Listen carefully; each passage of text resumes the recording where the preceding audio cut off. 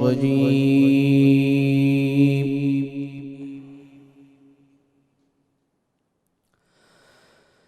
بسم الله الرحمن الرحيم.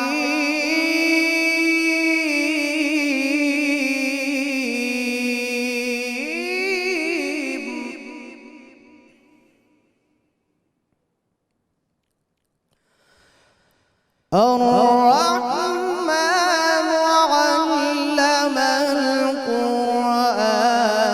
خلق الإنسان علمه البيان.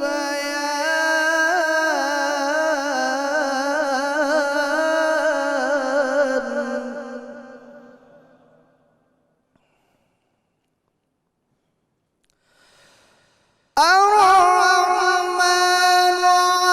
علم القرآن خلق الإنسان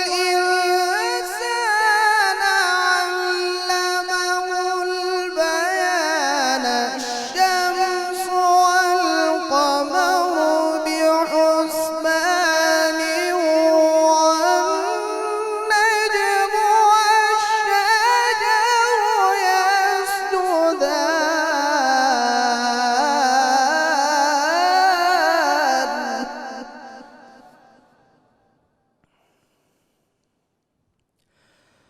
والسماء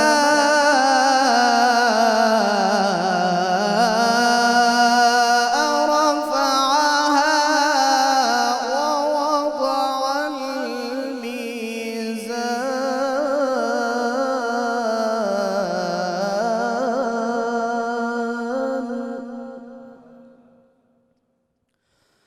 ألا تطغوا في الميزان وأقيموا الوزن بالقسط ولا تخسروا الميزان.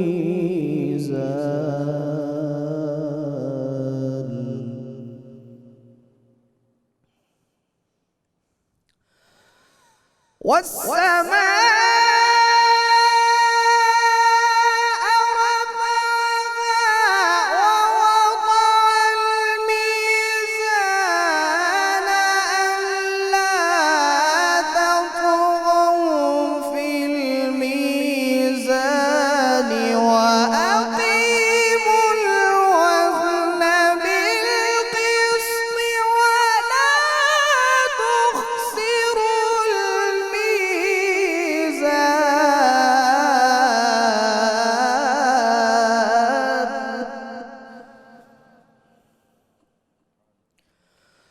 والأرض وضعها للأنام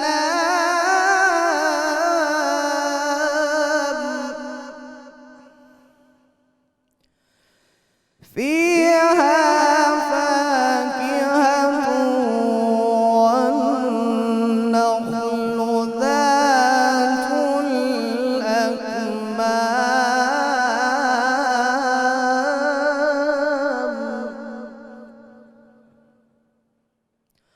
والحب ذو العصف والريحان فبأي آلاء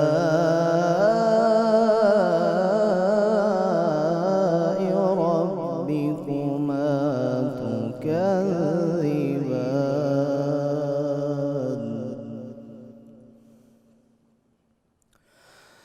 فيها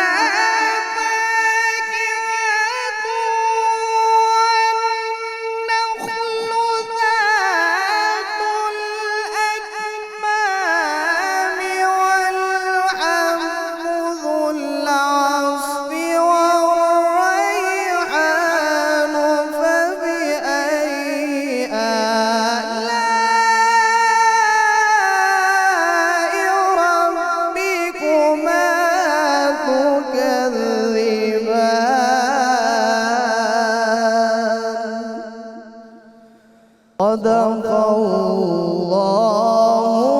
العظيم.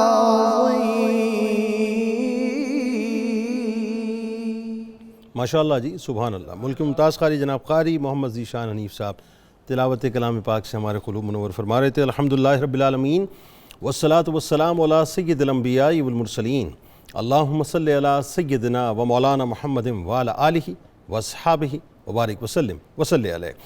دنیا کے تمام دیکھنے والوں کو، تمام چاہنے والوں کو، تمام پیار کرنے والوں کو، اور جہاں جہاں تک اس وقت میری آواز کو سنا اور مجھے دیکھا جا رہا ہے، جنید اقبال کی جانب سے انتہائی محبت کے ساتھ السلام علیکم۔ ایک بار پھر ناظرین، آپ کو رحمت رمضان کی خصوصی براہ راست نشریات میں سحری کے اس خوبصورت سے موقع پہ میں دل کی عطا گہرائیوں سے خوش آمدید کہتا ہوں، اور الحمدللہ آج تیسری طاق رات یعنی 25ویں شب ہے، ممکنہ شب قدر ہے۔ تو صاحب وہ جو کنیکٹیوٹی ہے نا اللہ کی بارگاہ سے، اس کو ٹوٹنے مت دیجیے گا، بس یہ خیال رکھیے گا۔ ممکن ہے صاحب، ممکن ہے یہ شب قدر ہو، اور ممکن ہے کہ یہ جو رات ہے وہ 1000 مہینوں سے زیادہ آپ کے لیے بہتر ہو جائے، لہٰذا اپنے سجدوں کو طویل بھی کیجیے گا، اللہ کو راضی بھی کیجیے گا، اور ذہن میں رکھیے گا کہ اللہ تبارک و تعالیٰ کی جو کرم کی برکھا ہے وہ مستقل آپ کے اوپر برس رہی ہے۔ ہاں بس وصول کرنے والا چاہیے تو وصول کرنے والے اور سمیٹنے والے بن جائیے گا۔ ایک بات تو ناظرین طے ہے کہ ہم سب کو اس بات پر بے انتہا فخر ہونا چاہیے کہ میرا آپ کا دین انتہائی شاندار، انتہائی حسین اور انتہائی غریب پرور دین ہے۔ یہ وہ دین ہے صاحب جو معاشرے کے ایک ایک فرد کی بات کرتا ہے، ایک ایک فرد کی بات کرتا ہے، جو معاشرے کے دکھ کو اجتماعی دکھ سمجھتا ہے اور معاشرے میں خوشیوں کو اجتماعی خوشیاں بنانا چاہتا ہے۔ میرا آپ کا دین وہ ہے صاحب، اور مجھے اور آپ کو اس بات پر انتہائی فخر ہونا چاہیے کہ جو خوشیاں ہم اپنے آنگن میں جھل ملاتی ہوئی محسوس کر رہے ہوتے ہیں نا، میرا دین یہ چاہتا ہے کہ وہ خوشیاں غریبوں، فقیروں اور محتاجوں کے گھروں میں بھی چمکیں۔ میرا آپ کا دین وہ دین ہے صاحب کہ جس طرح آپ کے گھر والے عید کی خوشیاں مناتے ہیں، اسی طرح سے اس طبقے کے مسلمان بھی خوشیاں منائیں جو پورے سال خوشیوں کے لیے ترستے رہتے ہیں اور خوشیوں سے محروم رہتے ہیں، جن کی آنکھوں کے اوپر، یا یوں کہیے کہ جن کے گالوں کے اوپر آنسو سوکھ جایا کرتے ہیں، اور وہ منتظر رہتے ہیں کہ خوشی کی کوئی ایک رمق ان کے گھر کے اندر آ جائے، اور وہ منتظر رہتے ہیں صاحب کہ کوئی ایک پل ایسا نصیب ہو جائے کہ ہمارے آنگن میں بھی خوشیاں جو ہیں اسی انداز سے جھل ملائیں جیسا کہ دوسروں کے آنگن میں جھل ملاتی ہیں۔ میرا آپ کا دین وہ ہے صاحب کہ جس طرح آپ عید کے دن اپنے گھر والوں کے ساتھ ہنستے کھیلتے ہیں، مسکراتے ہیں، ایک دوسرے کے ساتھ عید کی خوشیوں کو مناتے ہیں، اسی طرح میرا دین آپ کا دین یہ چاہتا ہے کہ ہم اسی طرح سے وہ جو محروم طبقہ ہے وہ بھی آپ کے ساتھ ان خوشیوں کے اندر شامل ہو جائے، وہ بھی جو مسکرانا بھول چکے ہیں، وہ بھی جو مسکراہٹوں سے بہت دور ہیں، ان مسکراہٹوں کا در ان کے لیے بھی دراصل کھل جائے۔ میرا آپ کا دین یہ چاہتا ہے صاحب کہ جس طرح سے آپ کے بچے آپ کے آنگن میں آپ کی نگاہوں کے سامنے کھیلتے کودتے ہوئے نظر آتے ہیں، اسی طرح سے ایک غریب کا بچہ بھی اس کی نگاہوں کے سامنے ہنستا کھیلتا ہوا نظر آئے۔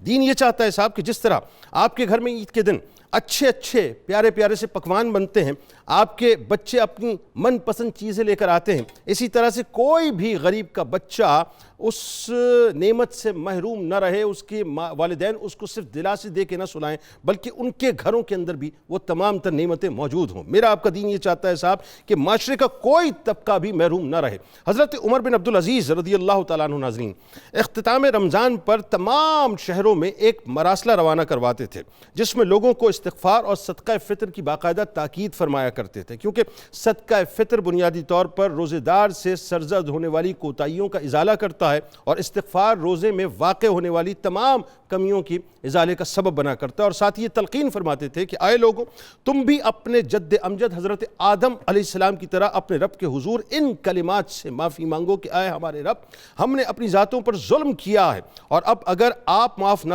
فرمائیں گے تو ہم گھاٹے میں رہ جائیں گے۔ ناظرین کرام، اللہ تبارک و تعالیٰ نے ہمارے معاشرے کو خیر کے جذبے اور ایک دوسرے کی داد رسی کے احساس سے ہر وقت جوڑے رکھا، ہر پل جوڑے رکھا ہے۔ اللہ کے دیے ہوئے رزق میں سے دینے کا حکم دیا ہے تاکہ ہم دنیا اور آخرت میں اللہ سے وہ رزق پا سکیں جس رزق کی انسان تمنا کرتا ہے، تقاضا کرتا ہے۔ فنا ہونے والے مال میں سے فنا ہونے والی دنیا میں خرچ کرنے کا اس لیے حکم دیا تاکہ رہ جانے والی جو آخرت ہے بنیادی طور پر اس میں ہمارا حصہ بھی رہ جائے۔ رسول مکرم صلی اللہ علیہ وآلہ وسلم نے فرمایا کہ ماہ رمضان کا روزہ آسمان اور زمین کے درمیان معلق رہتا ہے اور بغیر صدقہ فطر کے اوپر نہیں اٹھایا جاتا۔ اور ذہن میں رکھیے حضرت عبداللہ ابن عباس رضی اللہ تعالیٰ عنہ نے فرمایا کہ رسول مکرم صلی اللہ علیہ وآلہ وسلم نے صدقہ فطر کو فرض فرمایا جو روزے داروں کی لغویات اور بیہودہ باتوں سے پاکی ہے اور غریبوں کی پرورش کے لیے ہے۔ اسی طرح سے نبی کریم صلی اللہ علیہ وآلہ وسلم نے فرمایا کہ جس نے نماز عید سے پہلے اسے ادا کیا تو یہ مقبول زکوٰۃ ہے، اور جس نے اسے نماز عید کے بعد ادا کیا تو یہ دوسرے صدقات کی طرح ایک صدقہ ہے۔ رسول مکرم صلی اللہ علیہ وآلہ وسلم سے پوچھا گیا کہ کون سا صدقہ افضل ہے؟ نبی کریم صلی اللہ علیہ وآلہ وسلم نے فرمایا کہ رمضان میں صدقہ کرنا افضل ہے۔ اسی طرح سے ناظرین، حضرت اسماء رضی اللہ تعالیٰ عنہ سے رسول مکرم صلی اللہ علیہ وآلہ وسلم نے فرمایا کہ خرچ کرو اور گن گن کر نہ دو ورنہ اللہ تبارک و تعالیٰ بھی تمہیں گن کر دے گا، اور ہاتھ نہ روکو ورنہ اللہ تبارک و تعالیٰ بھی تم سے اپنا ہاتھ روک لے گا۔ ایک مثال ناظرین میں آپ کو پیش کرتا ہوں، اور یہ حدیث مبارکہ کی صورت میں، اور بڑی کمال مثال ہے صاحب۔ حضرت انس بن مالک رضی اللہ تعالیٰ عنہ رسول کریم صلی اللہ علیہ وآلہ وسلم کے قول کو نقل کرتے ہیں کہ جب اللہ تعالیٰ نے زمین پیدا فرمائی تو وہ ہلنے لگی، پھر اللہ تبارک و تعالیٰ نے پہاڑ پیدا کیے اور انہیں زمین پر رکھا، چنانچہ وہ ٹھہر گئی۔ فرشتوں کو پہاڑوں کی شدت اور قوت پر تعجب ہوا تو انہوں نے عرض کیا کہ اے پروردگار، تیری مخلوق میں پہاڑوں سے بھی طاقتور کوئی شے ہے؟ اللہ تبارک و تعالیٰ نے فرمایا ہاں، لوہا ہے۔ انہوں نے عرض کیا یا رب، تیری مخلوق میں لوہے سے بھی زیادہ طاقتور کوئی شے ہے؟ اللہ تبارک و تعالیٰ نے فرمایا ہاں، آگ ہے۔ انہوں نے عرض کیا اے پروردگار، تیری مخلوق میں آگ سے بھی زیادہ طاقتور کوئی شے ہے؟ اللہ تبارک و تعالیٰ نے فرمایا ہاں، پانی ہے۔ پھر عرض کیا اے رب، تیری مخلوق میں پانی سے بھی زیادہ کوئی طاقتور شے ہے؟ فرمایا ہاں، ہوا ہے۔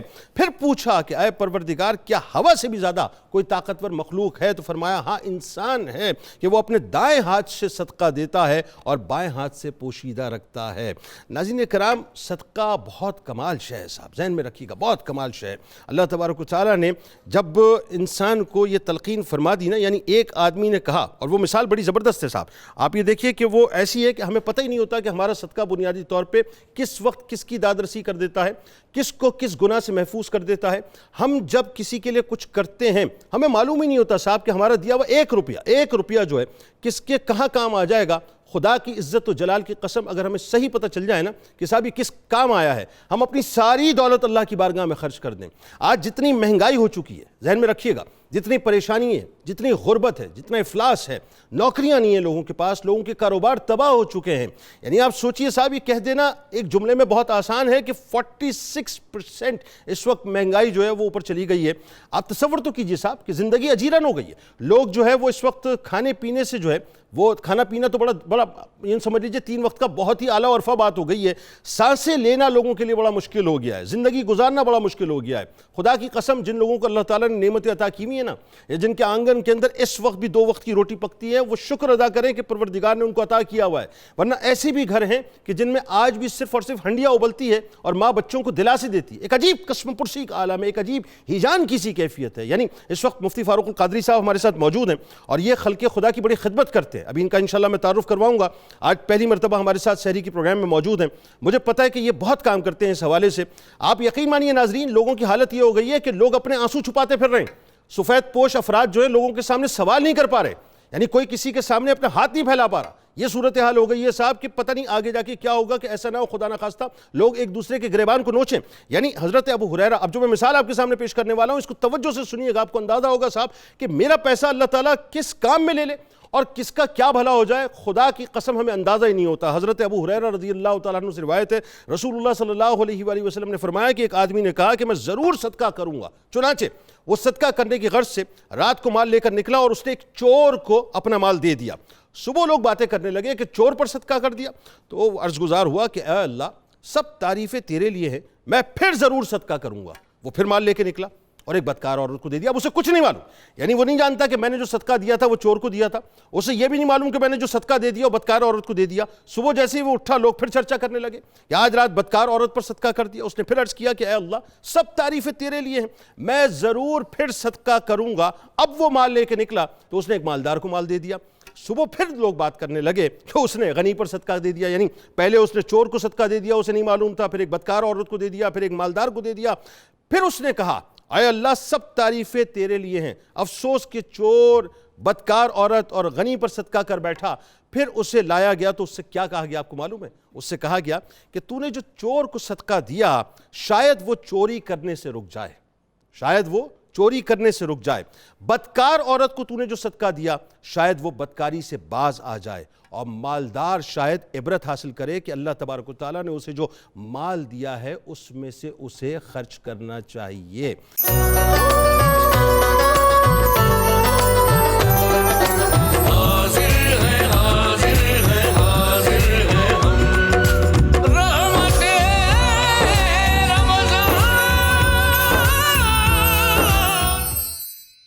پروفیسر صاحب، سب سے پہلے ظاہر ہے چونکہ یہ ایک پریکٹس روزے کی اور یہ بنیادی تربیت جو ہے کرنا بہت ضروری ہے، کن کن صورتوں میں روزہ چھوڑا جا سکتا ہے؟ پہلی تو مطلقاً یہ ذرا بتا دیجیے۔ دوسرا یہ کہ وہ کون سی صورتیں ہیں جس میں روزے کا فدیہ یا کفارہ جو ہے وہ دیا جاتا ہے، اور روزہ چھوڑنے کا جو فدیہ ہے وہ کیا بنتا ہے، ذرا یہ بھی بتا دیجیے، اور چھوڑنے کا جو کفارہ ہے وہ کیا ہے، بتائیے۔ بسم اللہ الرحمن الرحیم، حامدًا و مصلیًا و مسلمہ۔ بہت شکریہ۔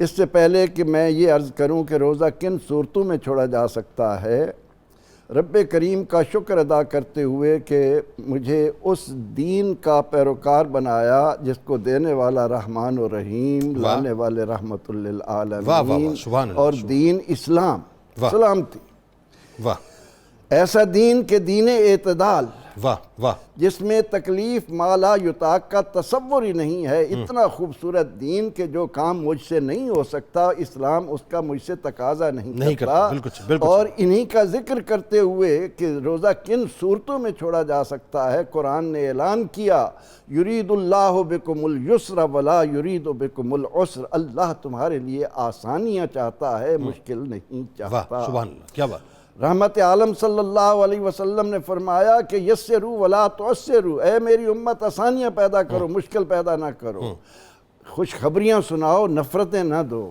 اب آئیے اس بات کی طرف کہ روزہ اللہ کی طرف سے جو انعامات لے کر آتا ہے، جس کے لیے آقا علیہ السلام نے فرمایا کہ میری امت کو معلوم ہو جائے کہ روزہ کیا برکتیں لاتا ہے، تو وہ تمنا کرتے پورا سال ہی رمضان ہوتا ہے، پھر ایک روزہ چھوڑ جائے پورا سال روزے رکھتے رہو، وہ اجر نہیں ملتا جو روزہ چھوڑنے کی صورت میں ملتا ہے۔ اعلان کیا روزہ کن صورتوں میں چھوڑو، من کان منکم مریضا او علی سفر فعدۃ من ایام اخر۔ دو صورتیں ہیں، اگر تم بیمار ہو روزہ چھوڑ دو، اگر تم سفر کی حالت میں ہو روزہ چھوڑ دو، ٹھیک ہے، اور دنوں میں ان کو پورا کر لو۔ تو اب اگر بیماری ہے اور اس کے لیے طبیب حاذق نے کہہ دیا کہ روزہ رکھنے میں جان کا خطرہ ہے، تو روزہ نہ رکھے، بعد میں اگر صحت ہو جائے کر لیں، نہیں تو اس کا فدیہ دے دیں۔ اور اگر کوئی آدمی سفر کی حالت میں ہے، صعوبتیں ہیں سفر میں، السفر سقر ولو کان میلا، سفر تو ایک میل بھی تکلیف کا باعث بنتا ہے بعض اوقات، تو اس صورت میں بھی اسلام نے ہم پر یہ لازم نہیں کیا، جب سفر سے واپس آ جائے ان کی قضا کر لیں۔ ٹھیک ہے۔ دوسری صورت کہ کس صورت میں ہم فدیہ دیں گے؟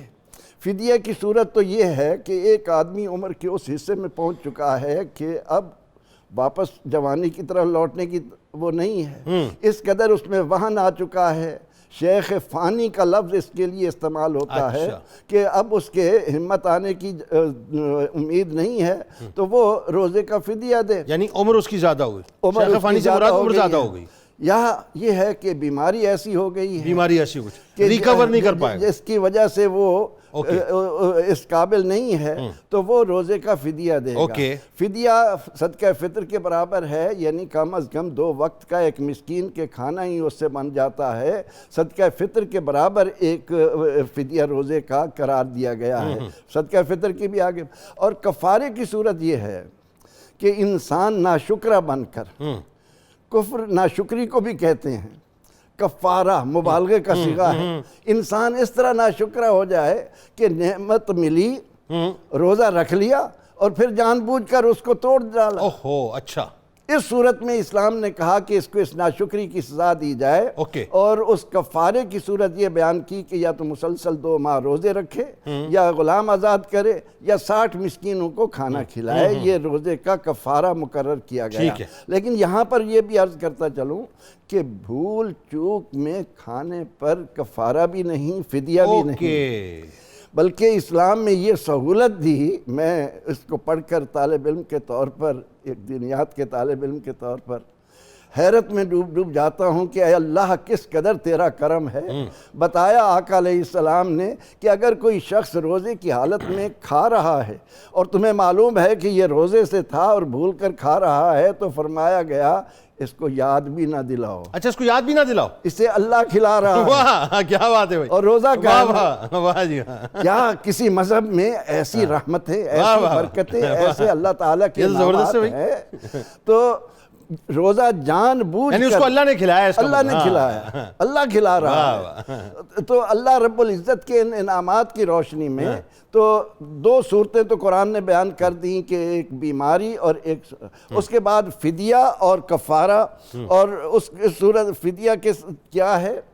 فدیہ ہے ایک افزانہ کہ مجھ پر ایک نعمت تھی، اور اس ضمن میں ایک اور اہم بات عرض کرتا چلا جاؤں کہ اللہ تعالی ہماری نیتیں دیکھتا ہے، بندے کو اپنے دل پر نظر رکھنی چاہیے کہ میرا رب آگاہ ہے اور میں یہ جو کچھ بھی کر رہا ہوں دانستہ تو نہیں کر رہا، طاقت ہوتے ہوئے جان بوجھ کر تو اس میں نہیں پڑھ رہا۔ تو یہ صورتیں اسلام نے ہمارے لیے آسانیاں پیدا بالکل کر ٹھیک، نیت المومن خیر من عملہ، مومن کی نیت اس کے عمل سے بہتر، بالکل ٹھیک۔ اچھا اب آئیے ذرا قرآن کی روشنی میں یہ بڑا ایک براڈر کینوس پہ ہم بات کرنے جا رہے ہیں، اور ناظرین بڑی توجہ سے سنیے گا، کیوں وجہ یہ ہے کہ یہ جو باتیں ابھی ہو رہی ہیں نا، ہم ہائی مال ہائی مال ہائی مال گنتے رہتے ہیں صاحب، کچھ نہیں ہے، یہ بند ہوئی نا سارا چلا جائے گا، تو کرنا کیا ہے وہ ذرا سمجھ لیجئے۔ یہ جو قرآن کی روشنی میں انفاق فی سبیل اللہ کا تصور ہے مفتی صاحب، یہ ذرا بتائیے۔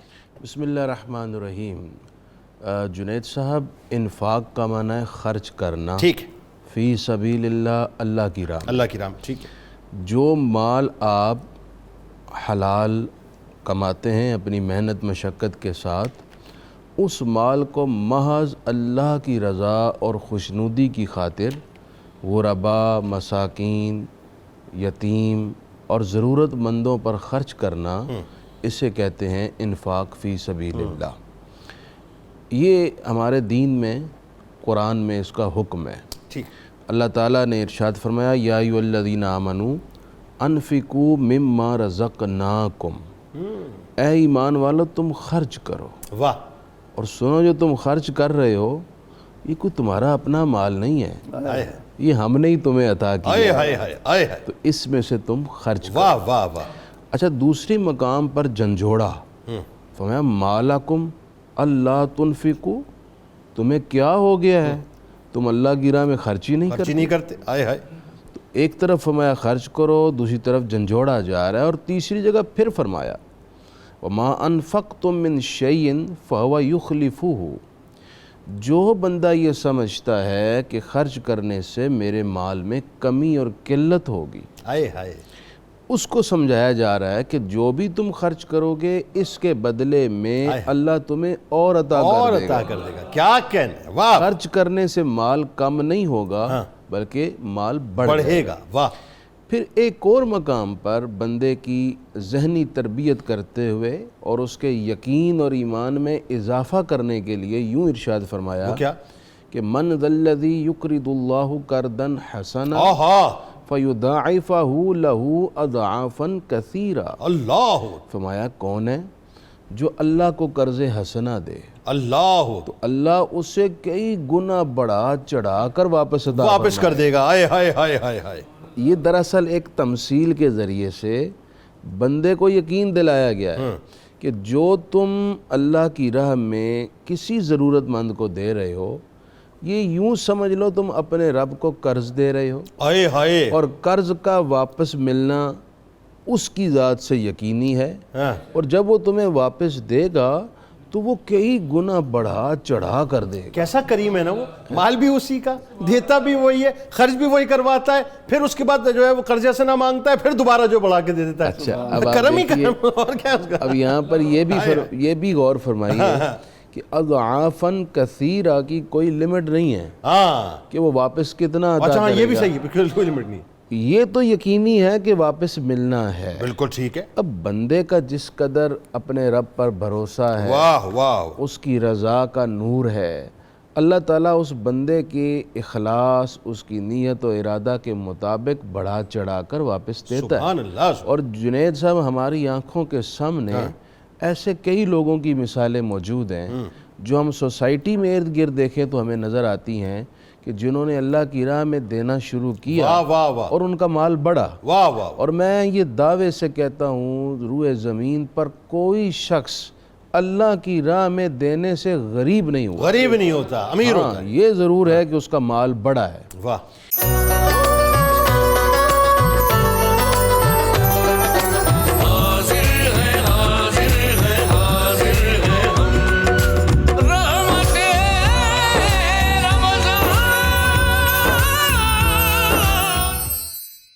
ناظرین میں نے آپ کو بتایا نا آج کا پروگرام آپ کو دل کو انشاءاللہ چھو کے ہی گزرے گا، اور آپ کو اندازہ ہوگا کہ صاحب کس مال کے اوپر ہم بیٹھے ہوئے ہیں، کیا تجوریاں بھر رہے ہیں، کیا بینک اکاؤنٹ بھر رہے ہیں.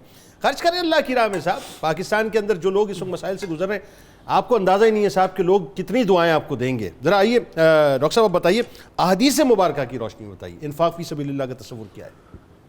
بسم اللہ الرحمن الرحیم. بہت خوبصورت بات ہو رہی ہے. اللہ تعالیٰ نے ایک نظام بنا رکھا ہے. ایک ہے حقوق اللہ، ایک ہے حقوق العباد.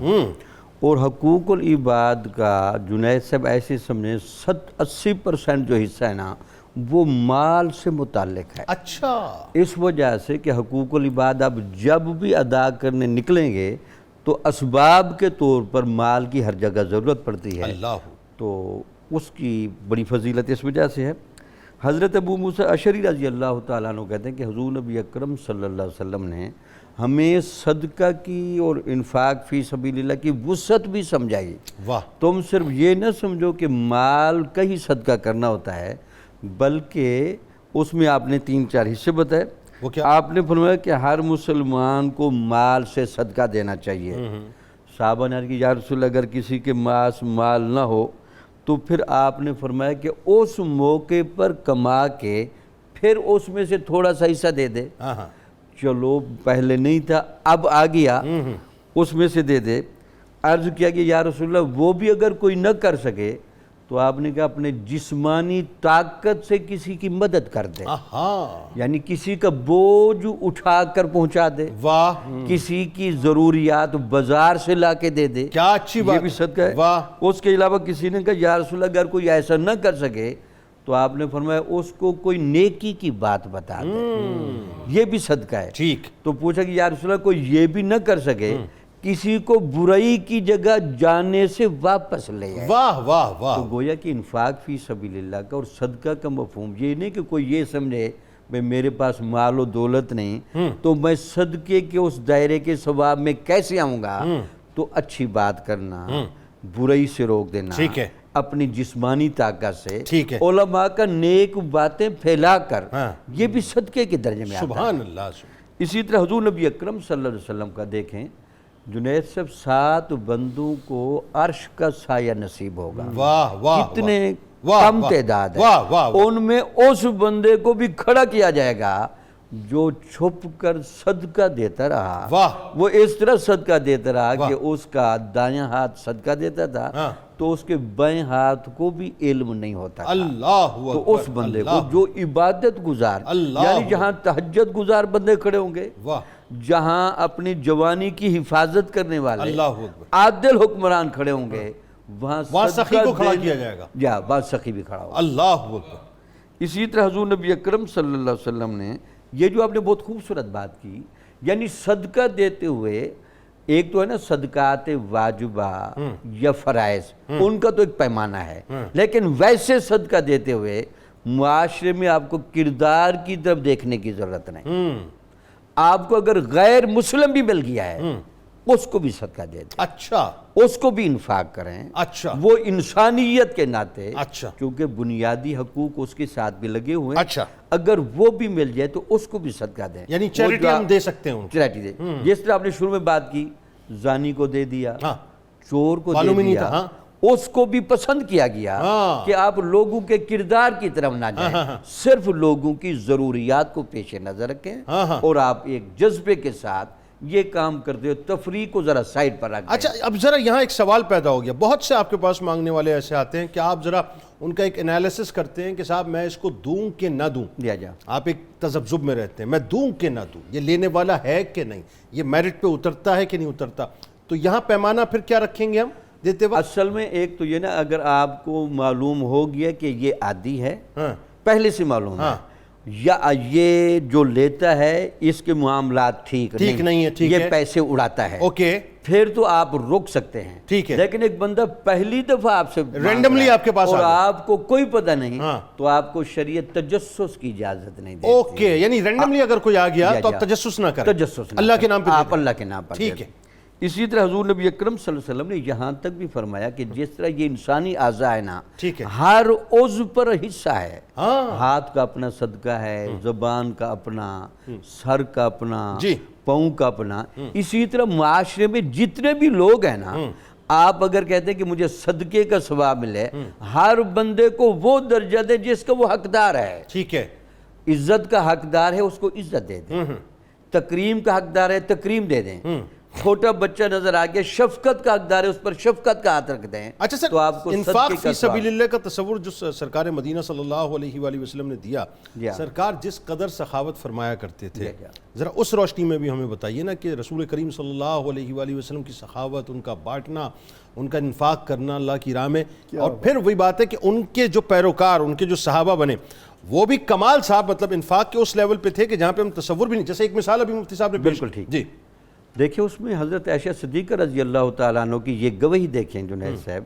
حضور نبی اکرم صلی اللہ علیہ وسلم جہاں ماہ رمضان میں قرآن کی تلاوت کا اہتمام فرماتے تھے، بالکل ٹھیک، روزہ رکھتے تھے، تراویح تھی، وہاں یہ جملہ بھی ساتھ بولنا کہ آپ تیز آندھی کی طرح سخاوت بھی فرماتے تھے، اللہ اکبر، یعنی اس سخاوت کے عمل کو اس ماہ رمضان میں ان معمولات کے ساتھ ساتھ چلا کے اس لیے دکھایا تاکہ کوئی اس کو غیر اہم نہ سمجھے، یہ بھی تاثیر کے باب میں اسی طرح ضروری ہے۔ بالکل ٹھیک ہے، اور پھر آپ کے سامنے جو گواہیاں ہیں جنہوں نے بھی آ کر حضور نبی اکرم صلی اللہ علیہ وسلم سے مانگا تو آپ نے صرف دیا نہیں بلکہ اتنا دیا کہ دوبارہ مانگنے کی ضرورت ہی پیش نہیں ہے۔ واہ واہ واہ واہ، تو یہ بھی آپ نے دیکھا۔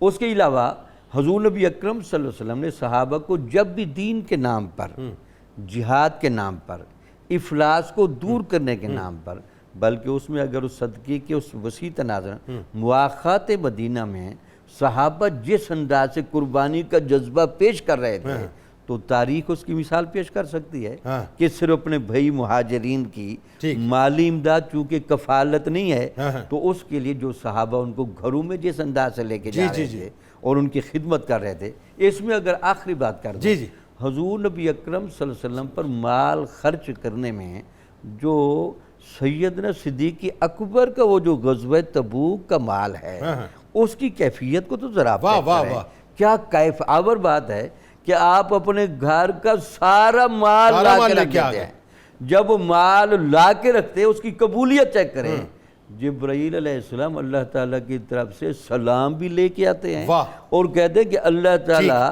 ابو بکر سے پوچھ رہے کہ اتنا مال خرچ کے یہ ہم سے راضی بھی ہے یا نہیں، تو دیکھ لیں یہ رضا کے مقام پر یہ اللہ کی راہ میں خرچ کرنا پہنچاتا ہے۔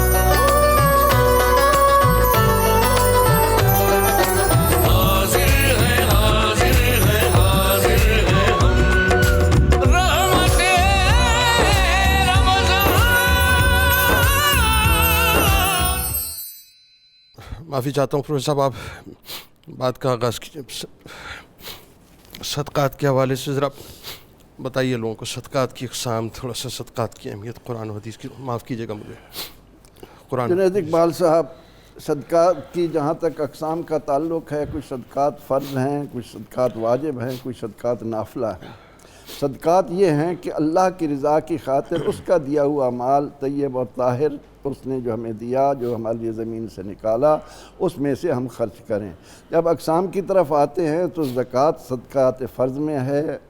پہلے یہ بات بھی یاد رکھیں کہ صدقہ اور خیرات یا زکوٰۃ یہ سارے اہم معنی لفظ ہیں، ان کی پہچان یہ ہے کہ خرچ کرنا ہے اللہ کا دیا ہوا، جس طرح قرآن اور سنت نے ہمیں کہا۔ تو زکوٰۃ فرائض میں آتی ہے، عشر اور جو خمس ہے وہ فرائض میں آتا ہے۔ اس کے علاوہ صدقہ فطر واجب ہے، منت مانی وہ صدقہ واجب ہے۔ اس کے علاوہ جتنے صدقات ہیں وہ صدقات نافلہ ہیں، زائد ہیں۔ قرآن و سنت کی روشنی میں جب ہم ان حقیقتوں کی طرف توجہ ڈالیں تو قرآن کریم نے جہاں یہ کہا کہ انَّهُ لِحُبِّ الْخَيْرِ لَشَدِيدٌ، انسان مال کی محبت میں بڑا سخت ہے، وہاں قرآن نے دو ٹوک الفاظ میں یہ اعلان کر دیا کہ مَن یوق شح نفسہ فاولئک ھم المفلحون، فلاح یافتہ معاشرہ وہ ہوگا جس میں بخل نہ ہو، جو اللہ کی راہ میں مال خرچ کرنے کو اپنے لیے باعث سعادت سمجھتے ہوں۔ نبی رحمت صلی اللہ علیہ وسلم نے فرما دیا کہ السخی حبیب اللہ ولو کان فاسقا، اللہ کی راہ میں اللہ کا دیا ہوا مال خرچ کرنے والا اللہ کا دوست ہے، خواہ وہ نیکی کے اس معیار پر نہ اترتا ہو جس کو ہم متقی یا پرہیزگار کہیں۔ اب بات اس میں یہ ہے کہ قرآن پاک نے جس انداز میں ہمیں اس بات کی توجہ دلائی، وہ کہتا ہے کہ انتم تزرعونہ ام نحن الزارعون، وہ لوگ جو خمس اور عشر دینے میں گریزاں ہیں، قرآن انہیں کس انداز میں اس حقیقت کو سمجھا رہا ہے کہ کیا یہ زراعت تم کر رہے ہو یا ہم کر رہے ہیں؟ یہ موسم کا مطابق ہونا، یہ آسمان سے پانی کا اترنا، زمین میں پیداواری صلاحیتیں یہ کس نے رکھی ہیں؟ اس لیے اللہ کا دیا ہوا۔ اور پھر یہ کہ انسانی تاریخ کا مطالعہ کرے، ایک عربی شاعر نے بڑا خوبصورت شعر کہا، این الاکاسرۃ الجبابرۃ العلا کنز الکنوز فما بقین ولا بقو، وہ کیسر و کسرا کی شان رکھنے والے کیا کچھ بھی نہیں، جن لوگوں نے خزانے جمع کیے نہ ان کے خزانے باقی رہے۔ آج جا کر تلاش تو کرو کہ شداد نے 40 میل کے احاطے میں سونے کی اینٹوں سے جو دیوار کھڑی کی تھی اس کو اس سے کیا ملا؟ مجھے انسانی تاریخ کا ایک فرد کوئی نہیں دکھا سکتا کہ جس کو تاریخ نے اس لیے زندہ رکھا ہو کہ وہ مال و دولت کے انبار جمع کرتا تھا، اس کے مقابلے میں سخاوت کے ضمن میں، صدقات و خیرات کے خرچ کرنے کے ضمن میں اللہ رب العزت نے جو عظمتیں انسانوں کو عطا کی ہیں، اس کی ایک میں آپ کو چھوٹی سی مثال پیش کرنا چاہوں گا، آپ وقت دیجئے۔ میں اسلامیہ کالج سول لائن BA کی کلاس کا لیکچر دے رہا ہوں، اور یہی موضوع ہے میرا، گھنٹوں کا ہے، دنوں کا ہے، ہم اس کو منٹوں میں کیسے سنبھالیں۔ تو کلاس میں سے ایک لڑکا اٹھا کہ حضور آپ تو یہ کہتے ہیں کہ من جاء بالحسنۃ فلہ عشر امثالھا، جو ایک دے اللہ اس کو 10 دیتا ہے۔ آپ تو یہ سناتے ہیں کہ الذین ینفقون مثل الذین ینفقون اموالهم فی سبیل اللہ کمثل حبہ، اللہ کی راہ میں خرچ کرنے والوں کی مثال اس دانے کی مانند ہے جس کو زمین میں بوئے، اس پودا اگے، اس میں 10 بالیں لگے، ہر بالی میں 100 دانہ ہو، تو جس طرح ایک دانہ 700 دانوں 1000 دانوں میں بدل گیا، واللہ یضاعف لمن یشاء۔ وہ کہنے لگا حضور آپ تو یہ مثالیں دے رہے ہیں، میں اس کو آپ کا عملی نمونہ دکھاتا ہوں کہ ہماری انارکلی میں ایک پارٹی نے جب کاروبار شروع کیا تو انہوں نے یہ کیا کہ 16 آنے نفع میں 2 آنے اللہ کے رکھ دیے۔ اللہ، اب 14 آنے وہ اپنے پاس رکھتے تھے، 2 آنے انہوں نے اللہ کو دینے شروع کیے، یعنی اللہ کو اپنا بنیادی طور پہ کاروبار میں پارٹنر بنا لیا۔ وہ کہتے ہیں کہ اللہ رب العزت نے ان کے اس دینے پر ان کو اتنا دیا، اب وہ 2 آنے اپنے لیے رکھتے ہیں، 14 آنے اللہ کو دے رہے ہیں، پھر بھی ان سے سنبھالا نہیں جا رہا۔ اللہ اللہ، یہ ہے اسلام کا وہ نظام جو اللہ کا دیا ہوا، اس کو انفقوا من طیبات ما کسبتم، یہ صدقات و خیرات ایک ایسی چیز ہے کہ اس کو دل میں جگہ نہ دینے والا مال کو وہ ناجائز ذرائع سے دولت نہیں کماتا۔ اس لیے کہا فَأُولَٰئِکَ هُمُ الْمُفْلِحُونَ، فلاح یافتہ معاشرہ وہ ہوتا ہے جن کے دلوں میں بخل جگہ نہیں پکڑتا۔ جہاں مال کی محبت آ جاتی ہے، اس کے ساتھ اتنی خباثتیں انسان میں جمع ہو جاتی ہیں کہ جن کی وجہ سے معاشرے کے اندر سانس لینا دشوار ہو جاتا ہے۔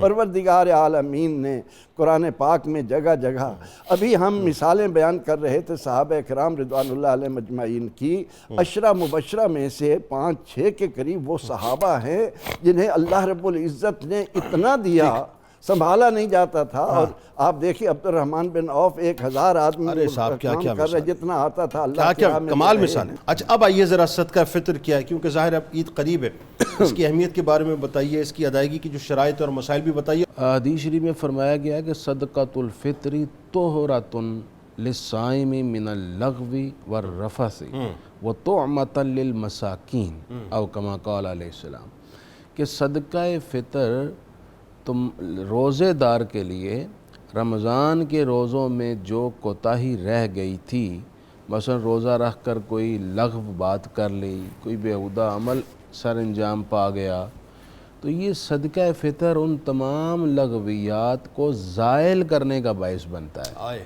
اور مومن کے روزے میں جو نازیبا شامل ہو گئی ہے، جو بے جا چیز شامل ہو گئی ہے، اس کا خاتمہ کر دیتا ہے، یعنی روزے کو یوں سمجھ لیجئے کہ سنوار دیتا ہے، واہ، اس قابل کر دیتا ہے کہ اللہ کے حضور پیش ہو صاف ستھرا ہو جاتا ہے۔ دوسرا فرمایا کہ اس کا دوسرا فائدہ یہ مساکین اور ضرورت مند لوگوں کا کی مدد ہے، ان کی پرورش کا، ان کی خدمت کا ایک ذریعہ۔ کیا اچھی بات۔ صدقہ فطر وہی شخص ادا کرے گا جس پر زکوٰۃ فرض ہوتی ہے، ٹھیک ہے، لیکن زکوٰۃ پر ایک شرط ہوتی ہے کہ مال پر سال گزر جائے، اوکے، اس کے لیے سال گزرنا ضروری نہیں۔ ضروری نہیں۔ دوسری بات یہ ہے کہ صدقہ فطر آپ ان تمام لوگوں کو دے سکتے ہیں جنہیں آپ زکوٰۃ ادا کرتے ہیں، اوکے، انہی کو ہی صدقہ فطر بھی انہی کو دیا جائے، ادا کیا جائے گا۔ ایک مسئلہ بڑا امپورٹنٹ ہے اور میں یہاں ضرور ذکر کرنا چاہوں گا، کچھ احباب بیرون ملک کام کرتے ہیں اور وہاں سے وہ پوچھتے ہیں جی میں صدقہ فطر وہاں کی ویلیو سے دوں گا یا یہاں پاکستان کے حساب سے دوں وہاں گا؟ ڈالرز کا معاملہ ہے، پاؤنڈز کا، بالکل یہ واشنگٹن سے بھی کال آئی ہے، ان کے لیے بھی فائدہ مند ہوگا۔ جو جہاں رہتا ہے وہاں کی قیمت کے حساب سے صدقہ فطر ادا کرے، اوکے، جو ان کا کرنسی ریٹ، جو ان کا کرنسی ریٹ ہے۔ اگر ود فیملی وہاں رہ رہے ہیں اور صدقہ فطر پاکستان میں کال کر کے کسی کو کہہ رہے ہیں ہم سب کا دے دو، تو وہ آپ کے امریکہ میں یا آپ جس ملک میں رہ رہے ہیں وہاں کے 2 کلو گندم دیکھیے اس کا ریٹ کیا ہے، 2 کلو آٹے کا، یا اگر آپ کھجور کے حساب سے دے رہے ہیں تو 4 کلو کر لیں، کشمش کے حساب سے دے رہے ہیں 4 کلو کر لیں، جو کے حساب سے دے رہے ہیں 4 کلو کر لیں، اور گندم یا آٹے کے حساب سے دے رہے ہیں تو 2 کلو کر لیں۔ ٹھیک ہے، تو اس حساب سے جو وہاں مارکیٹ ویلیو پرائس ہے وہی آپ پاکستان میں ادا کریں گے۔ لیکن ایک آدمی وہاں اکیلے رہتا ہے، باقی ساری فیملی پاکستان میں رہتی ہے، تو اپنا وہاں کے حساب سے دے گا، باقی فیملی کا پاکستان کے حساب سے۔ اچھا، وہاں اگر فرض کیجئے کہ مسلم کمیونٹی اس کو جو ڈیزرونگ نہیں ملتی ہے تو پھر وہ کیا کرے گا؟ پاکستان میں ادا کرا دیں۔ اچھا، غیر مسلم کو نہیں دے سکتے؟ غیر مسلم کو صدقہ فطر نہیں دیا جائے گا، نہیں دیا جا سکتا۔ اوکے۔ اچھا، اب اس کا جو منیمم آپ یوں کہیے کہ اگر ایک آدمی سمجھنا چاہتا ہے کہ اس سال ریٹ کیا ہے تو کیا ہو؟ اچھا، ویسے تو ہر نیکی میں اضافہ ہی پسند کیا جاتا ہے، بالکل ٹھیک ہے۔ منیمم اس وقت ایک محتاط اندازے کے مطابق جو احتیاطی ہے، اس میں زیادہ ہی ہے، کم نہیں ہے، وہ 320 روپے ہے، اوکے، یہ آٹے اور گندم کے حساب سے پر ہیڈ، پر ہیڈ۔ اوکے، اور اگر آپ دینا چاہتے ہیں جو کے حساب سے تو 800 روپیہ دیں گے پر ہیڈ، منیمم پر ہیڈ۔ اوکے، اور اگر آپ کھجور کے حساب سے دے رہے ہیں تو درمیانی درجے کی کھجور کے مطابق تقریباً 2800 روپے 2800 پر ہیڈ دیں گے۔ اوکے۔ اور اگر آپ دے رہے ہیں کشمش کے حساب سے تو 6400 پر ہیڈ ادا کریں گے۔ اوکے۔ اگر آپ اس سے بھی زیادہ دینا چاہتے ہیں تو یہ تو کم سے کم مقدار تھی، آپ اس سے زیادہ دینا چاہیں جتنا مرضی دے دیں، یعنی اس میں کوئی لمٹ نہیں، کم سے کم ہے، زیادہ کی لمٹ نہیں ہے۔ اگر کوئی شخص پر ہیڈ 320 روپے آج کل گندم کے حساب سے وہ 500 دینا چاہتا ہے دے دے، ٹھیک ہے، 1000 پر ہیڈ دینا چاہتا ہے دے دے، واہ، 5000 دینا، 1,00,000 روپے پر ہیڈ دینا چاہتا ہے دے دے۔ واہ۔ اور میں گزارش یہ کرنا چاہوں گا جنید بھائی، اللہ کی راہ میں پیش کرنا ہے نا، حضور کا حکم ہے تو آپ اپنی حیثیت کو بھی دیکھیں۔ واہ، اگر آپ اللہ رب العزت نے کروڑوں اربوں کا مالک بنایا ہے اور آپ 320 روپے کے حساب سے دے رہے ہیں تو آپ کو جچتا نہیں۔ یہ بہت اچھی آپ بات کر رہے ہیں، اس کو ذرا کھولیں بات کو، میں کھول رہا ہوں۔ اس صدقہ فطر کی وجہ سے بہت سے گھر اسٹیبلش ہو سکتے ہیں جناب والا، ہم تو اس کو اس طرح اسٹیمیٹ کر رہے ہیں صدقہ فطر ہے، لیکن اس سے تو لوگ اسٹیبلش ہو سکتے ہیں، اسٹیبلش ہو سکتے ہیں جناب۔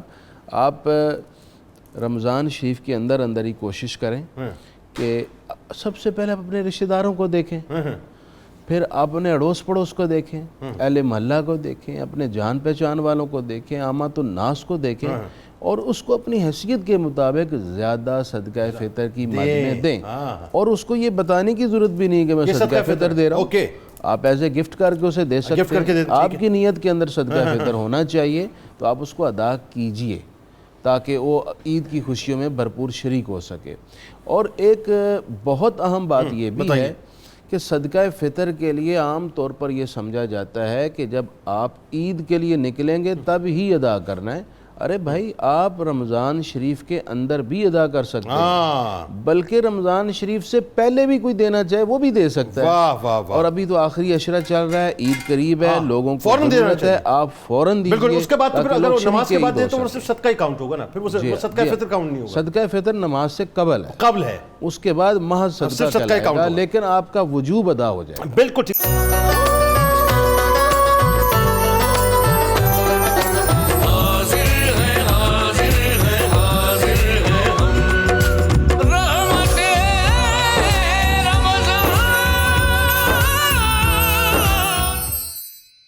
رمضان المبارک میں جو صدقات اور خیرات کرنے کے فوائد ہیں صاحب، یہ ذرا بتائیے پروفیسر صاحب لوگوں کو کہ اللہ تبارک و تعالیٰ اس کے کتنے انعامات آپ کو عطا کرے گا۔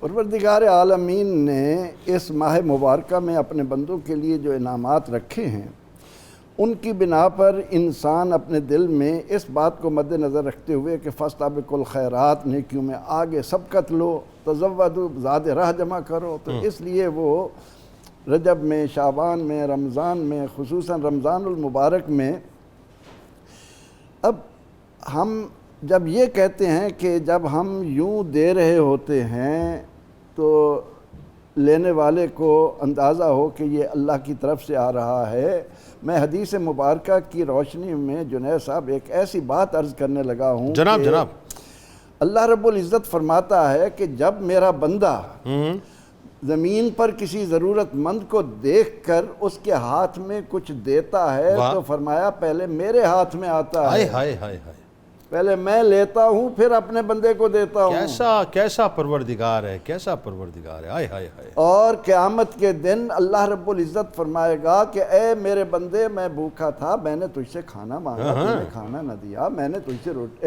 یہ کپڑا مانگا، تو نے مجھے کپڑا نہ دیا، میں نے تجھ سے یہ چیزیں مانگی، وہ کہے گا یا اللہ تو رب العالمین ہے۔ بالکل ٹھیک۔ فرمایا کہ زمین پر وہ جو بندے، ان کو میں نے اس حال میں رکھ کر تمہیں آزمانا تھا، اور اس آزمانے میں رمضان المبارک میں ظاہر ہے کہ ہم اس لیے صدقات و خیرات کے ایک نفل کام فرض کے برابر ہو جاتا ہے، ایک فرض 70 فرضوں کے برابر ہو جاتا ہے۔ عام دنوں میں جو ایک خرچ پر 700 مل رہا ہے، اس کو آپ رمضان المبارک میں 70 کے ساتھ ضرب دیں تو وہ کہاں جا پہنچتا ہے۔ وہ تو کتنا ہو اس گیا؟ لیے انسان کی توجہ 49,000 ہو گیا رمضان المبارک میں 7,749 49,000 ہو گیا۔ رمضان شریف میں زیادہ سے زیادہ میں اللہ تعالیٰ کی طرف سے ان انعامات کو حاصل کروں، اور اس بات کو مد نظر رکھتے ہوئے یہ بات بھی ہم بڑا زور دے کر کہتے ہیں کہ جی دایاں ہاتھ دے بائیں کو پتہ نہ چلے، اس پر بہت زور دیا جاتا ہے۔ بندے کی نیت پر اس کا انحصار ہے۔ قرآن کہتا ہے ان تبدوا الصدقات فنعما ہی، اگر تم صدقات کو ظاہر کر کے دو تو کیا ہی اچھا ہے۔ اچھا، یعنی وہ موٹیویشن کے لیے ہے نا؟ جی، وہ موٹیویشن کے لیے، تاکہ لوگوں کو ترغیب۔ بندے کی نیت پر ہے کہ بندہ یہ نیکی کس مقصد کے لیے کر رہا ہے۔ جب میرا مقصد ہی اللہ کی رضا ہے اور میں دکھا کر صرف اس لیے دے رہا ہوں کہ اس کو دیکھ کر میرے اور لوگ جن کو اللہ نے یہ دے رکھا ہے وہ بھی میدان میں آ کر اللہ کے بندوں کو اس پاؤں پر کھڑا کرنے کی کوشش کریں گے تو وہ بھی اللہ کے ہاں پسندیدہ ہے۔ لیکن یہ کہ بہتر یہ ہے، کیونکہ اس میں اخلاص میں فرق آتا ہے، ریاکاری جہاں آ جائے وہ۔ اب آقا علیہ الصلاۃ والتسلیم نے دیکھا کہ کچھ لوگ اصحاب صفہ کے لیے نکمی کھجوریں کھڑی کر گئے، آپ صلی اللہ علیہ وسلم آئے، آپ ان کو ہاتھ لگا رہے ہیں اور فرماتے ہیں اللہ کو ان کی ضرورت نہیں ہے۔ دینے والا جب اللہ کو دے رہا ہے تو اس میں اس بات کا انتخاب ہونا چاہیے کہ میں کس کے حضور پیش کر رہا ہوں، کون سی چیز میں، کیا میں وہ نکمی چیز اللہ کو دوں؟ اللہ رب العزت نے قرآن کے شروع میں کہا کہ ما رزقناہم ینفقون، اے بندے نہ آکسیجن تیرے قبضے میں ہے، نہ پانی تیرے قبضے میں ہے، نہ سورج کی حرارت تیرے قبضے میں ہے، نہ زمین کی صلاحیتیں تیرے قبضے میں ہیں، یہ سب کچھ ہے۔ میں نے تجھے خالی ہاتھ زمین پر بھیجا ہے، خالی ہاتھ تو نے میرے پاس لوٹ کر آنا ہے، کچھ خیال کرنے کی کوشش کر کہ میرے دیے ہوئے مال کو۔ تو اس بنا پر جب چونکہ انسان کے دل میں جب یہ جذبہ اجاگر ہوتا ہے کہ میرا زیادہ سے زیادہ مال آگے جائے۔ اب نبی اکرم رحمت عالم صلی اللہ علیہ وسلم سے ایک شخص سوال کرتا ہے کہ یا رسول اللہ صلی اللہ علیہ وسلم، مجھے موت سے ڈر آتا ہے۔ اب موت تو یقینی ہے اور اس کے لیے قرآن پاک نے یہاں تک کہا کہ جب انسان مرنے کے قریب ہوتا ہے، اس کی روح نکل رہی ہوتی ہے، تو کہتا ہے کہ رب لولا اخرتنی الی اجل فاصدق واکن من الصالحین وَلَن يُؤَخِّرَ اللَّهُ نَفْسًا إِذَا جَاءَ أَجَلُهَا وَاللَّهُ خَبِيرٌ بِمَا تَعْمَلُونَ کہ جب آخری سانس آتا ہے تو اس وقت وہ کہہ رہا ہوتا ہے اللہ تو نے مجھے مہلت کیوں نہ دی، میں اپنا مال تیرا دیا ہوا تیری راہ میں خرچ کر کے صالحین میں ہو جاتا۔ تو نبی اکرم رحمت عالم صلی اللہ علیہ وسلم نے ہمیں اس انداز سے کہ جب ایک صحابی آ کر کہتا ہے کہ یا رسول اللہ مجھے موت سے بڑا ڈر لگتا ہے، تو سنیں آقا علیہ السلام نے فرمایا کہ اپنا مال آگے بھیج۔ ہاں یہ ہے بات۔ جب تیرا مال آگے جائے گا تو پھر تیرا بھی دل کرے گا کہ جہاں میرا مال پہنچا ہے میں وہاں جاؤں، ورنہ حسرت افسوس رہے گی کہ میں نے اتنا جمع کیا تھا اور اس کے مالک بن گئے۔ تو اس بنا پر رمضان المبارک کی آمد پر مسلمان وہ ہے نا پروفیسر صاحب، جب انسان کی میت اٹھتی ہے تو 3 چیزیں اس کے ساتھ جاتی ہیں، اس کے مال جاتا ہے، اس کے اہل و عیال جاتے ہیں، اس کے اعمال جاتے ہیں، اور جب لحد میں اتر جاتا ہے تو مال بھی پلٹ کے واپس، اس کے اہل و عیال بھی پلٹ کے واپس، اعمال اس کے ساتھ جاتے ہیں۔ تو بابا اعمال بھیجیے۔ ایک اور سوال جو بڑا اہم ہے اور میرا خیال ہے اس کو ایڈریس کرنا بہت ضروری ہے، خاص طور پہ جو اس وقت اتنی مہنگائی، اتنی غربت، اتنا افلاس ہے، جینا اجیرن ہو گیا لوگوں کے لیے۔ مفتی صاحب صدقہ فطر جو ہے اس کے سماجی اور معاشرتی فوائد بتائیے کیا ہیں؟ جنید بھائی، ہمارا جو اسلامی معاشرہ ہے اس کی بڑی انفرادی شان ہے، دنیا کا کوئی معاشرہ اس کے مقابل کھڑا نہیں ہو سکتا۔ حدیث میں فرمایا گیا المسلم للمسلم کالبنیان، مسلمان دوسرے مسلمان کے ساتھ اس طرح کا ریلیشن اور تعلق رکھتا ہے کہ جیسے ایک دیوار میں لگی ہوئی اینٹوں کا دوسری اینٹ کے ساتھ تعلق ہے۔ اسلامی سوسائٹی میں اسی طرح ہے، جیسے دیوار کی ایک اینٹ دوسری اینٹ کو سپورٹ کرتی ہے، اسی طرح سوسائٹی اسلام میں بھی ایک فرد دوسرے فرد کو سپورٹ کرتا ہے۔ لہٰذا یہ اسلامی معاشرے کا حسن ہے کہ اسلامی معاشرے میں زکوٰۃ کا حکم ہے، فطرانے کا حکم ہے، کفارات کے حکم ہے، تاکہ سوسائٹی کے افراد جو ضرورت مند ہیں ان کی معاونت ہو سکے۔ اس کی درجنوں مثالیں ہمارے اسلامی معاشرے کی اس خوبصورتی پر ہمارے دین نے پیش کی ہیں۔ ہمارے اکابر کو دیکھیں، وہ ان زکوٰۃ و صدقات اور کفارات اور خدمات کے علاوہ بھی کچھ خصوصی حالات کے تناظر میں خصوصی معاونت کرتے تھے۔ بہت اچھی بات کر رہے ہیں۔ صدیق اکبر کا دور آیا، قحط آ گیا، سوسائٹی کو ایک اجتماعی مسئلہ درپیش ہو گیا، جیسے آج کل حالات ہیں۔ اب اس زمانے کے جو امراء تھے انہوں نے اپنے دولت کے دروازے کھول دیے۔ مثلا حضرت سیدنا عثمان غنی کا نام لیجئے، آپ کا شام سے ایک قافلہ آ رہا تھا 1000 اونٹوں پر مشتمل۔ اللہ اکبر۔ مدینہ طیبہ کے تاجروں کو پتہ چلا، انہوں نے کہا کہ بہتر یہ ہے کہ ہم ان سے پرچیز کر لیں اور پھر مارکیٹ میں ہم فروخت کریں گے اپنا نفع لے کر۔ حضرت عثمان کے پاس آئے، جناب ہمیں وہ قافلہ بیچیے اور ہم آپ کو 10 کے بدلے 12 یعنی پورے قافلے کے ضمن میں 2 گنا نفع دیں گے۔ آپ نے فرمایا مجھے تو اس سے زیادہ مل رہا ہے۔ واہ۔ کہا جی ہم 2% مزید بڑھا دیتے ہیں۔ مجھے اس سے بھی زیادہ مل رہا ہے۔ کہا جی پھر ہم چلیں 5% کر لیتے ہیں۔ آپ نے فرمایا مجھے تو اس سے بھی زیادہ مل رہا ہے۔ انہوں نے کہا کون سا تاجر ہے جو اس سے زیادہ دے سکتا ہے، اس کے پلے کیا رہے گا؟ کیا بات ہے۔ اور آپ کو کتنا مل رہا ہے؟ فرمایا مجھے 1 کے بدلے 10 مل رہا ہے۔ واہ۔ تم پورے قافلے کا مجھے 5% دے رہے ہو، مجھے 1 اونٹ کے بدلے 10 گنا مل رہا ہے۔ کہا جی وہ کون دے رہا ہے؟ فرمایا مجھے میرا رب دے۔